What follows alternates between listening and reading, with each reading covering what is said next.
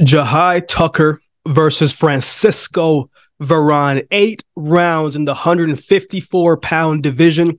This is on the undercard of Robeisy Ramirez and Espinoza this weekend, December 8th. Tucker is coming off the first loss of his career and will be looking to get back into that winning column. Veron is an undefeated fighter, and I believe he's the favorite in this fight. Look, there's a lot at stake here, especially for Jahi Tucker. Let's get into it. Let's start with him. 10 wins, 1 loss, 5 wins by way of knockout. Like many of you, we've been watching young Tuck fight since he turned pro not too long ago, back in 2020. We saw a hungry young fighter who was adjusting to the professional setting, coming from the amateurs, and he came in shining.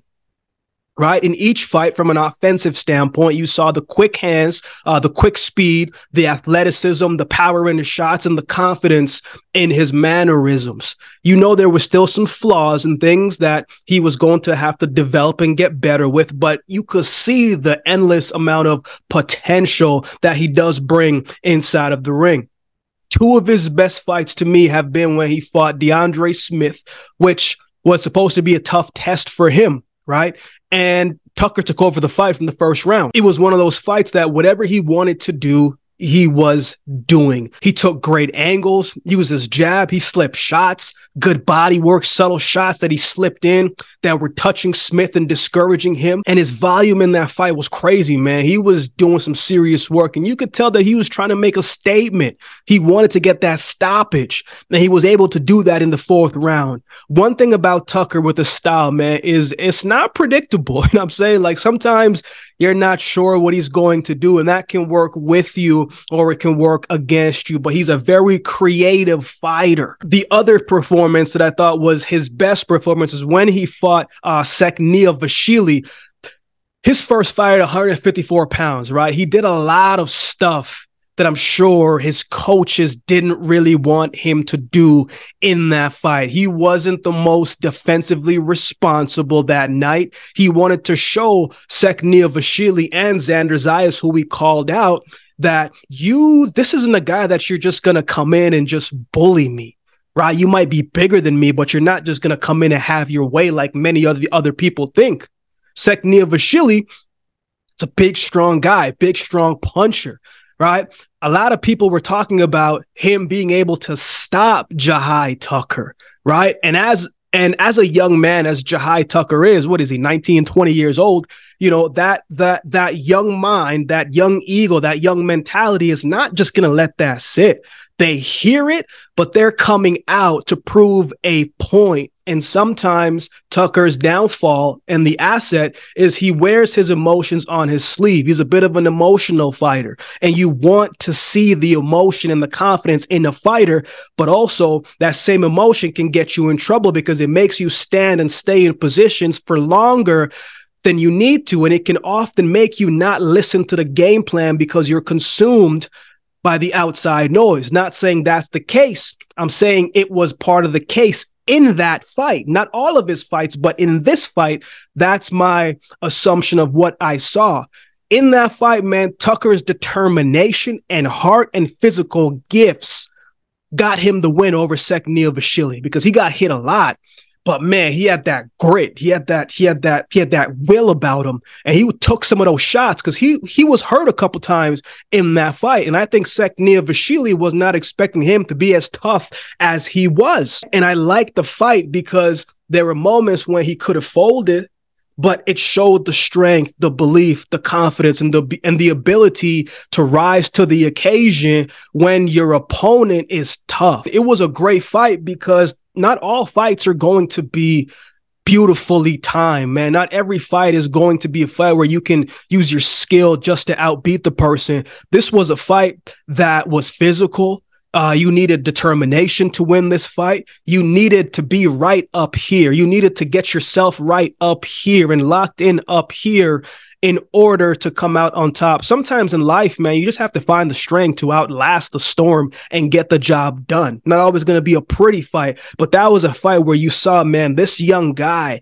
has that will and that grit and that dog in him, so to speak. right? And when he did get hurt, he recovered and came back very well, man. So that was one of my favorite fights of him. Now, let's talk about his most recent fight when he fought Nicholas Flores. Flores, to that point, had a record of 11 wins and 2 losses, but, you know, he was a guy that could fight. Young Tuck, I felt in that fight, man, his defense let him down a bit. He had his chin high up in the air, and Flores was able to take advantage of that, returning fire with counters whenever Tucker came in. And even though there wasn't a whole lot of steam on them, it was still clean shots that were scoring and landing, right? Flores came in confident, and he was consistent with his work rate. Tucker in the first round was pushing the pace. And to me, that's more his style for me, man. When he's fighting with confidence off that front foot, that's more his style to me. But the second and the third round, those were rounds that he was kind of fighting off the back foot, getting pushed back, staying on the ropes a little longer than needed. And he wasn't throwing enough, man. He kind of abandoned the jab, right? He was just throwing heavy wide shots to kind of make a statement, to just get everything all in one big shot. And it wasn't working. When Tuck gets away from his jab, man, he lets Flores get to work and steal the momentum. There was a round where the camera followed Tucker's corner, and his trainer, I think his trainer was his dad, right? Correct me if I'm wrong in that. But he was telling him, man, this is what you had to do, man. And the look that I saw on Tuck was just, he's like, I hear you, but like, I don't really hear you at the same time. That's just my assumption, right? Maybe he was a little bit tired, but it didn't look like he was fully interested in what his trainer was saying, and he didn't execute on what his trainer was saying. But a side note, man, why didn't y'all tell me that young Tuck was Jamaican? You know what I'm saying? You guys didn't tell me that, because you know I was born in Jamaica. Westmoreland, Jamaica, stand up. But let's get back to the breakdown. You know I get excited when I see my peoples, man. All in all, though, I thought that fight was a good learning experience for Tuck, man. And I'm hoping that he learned from it, because Tucker, from a physical skill set standpoint, man, he should have had his ways with Flores, but he didn't execute on the night. And as a top-ranked fighter who's the favorite, it says something when the judges don't go in your favor, right? Again, he looked a little uninterested in that fight to me. Against Sekniavashvili, he was amped up, fighting with a purpose, fighting with a point to prove. And this fight, I felt like he was kind of going through the motions and kind of just fighting down to his opponent's level. And on that night, he did not do enough to get the win, and he suffered his first loss. But sometimes a loss can be good for you, man. So we'll see how young Tuck responds on Saturday. Let's talk about his opponent, Francisco Veron.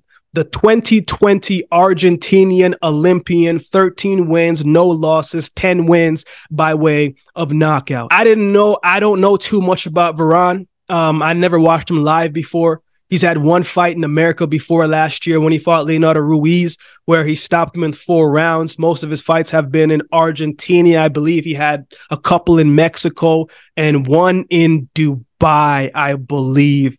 But when you turn on the tape, man, Veron has some skills. He has some tools in his bag, man. He brings the pressure. He's long, he's rangy, he's patient, puts together good, solid combinations. His shots are fast, snappy, packs a punch, and he's an accurate puncher, man. He can jab you and hook you from a distance without getting himself in trouble. He's got that type of reach, but not a whole lot of tests that he's faced, except in his last fight. He faced his first test when he fought Timur Kurfov, who was undefeated as well. Veron is usually the bigger guy coming in, and he's a good technician, nice high guard, fights behind the jab, and uses his placement and his punches. They're usually pretty well done, man. It was a nice back and forth fight. Veron's footwork was pretty good in that fight. I thought his conditioning was pretty good in that fight as well, too.